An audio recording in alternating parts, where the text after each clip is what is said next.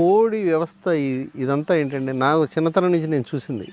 నాకన్నా పెద్దవాళ్ళు అప్పుడు తాపత్రయపడారు. ఇంతకన్నా బెటర్ ఏదో చేద్దామని రకరకాల ప్రయోగాలు చేస్తూ ఉండేవారు. నేను 8th క్లాస్ నుంచి చూస్తున్నా. అంటే ఎవరి దగ్గరికన్నా వెళ్ళి అట్లా చూస్తా, వాళ్ళు ఏంటి ఇట్లా చేస్తున్నారు అట్లా చేస్తున్నారు గమనింపు, ఒక పరిశీలన అనేది ఉంటుంది కదా. ఆ ఏజ్ అలాంటిది. ఇంట్రెస్ట్ కాన్స్టెంట్గా జరుగుతూ ఉండేవి.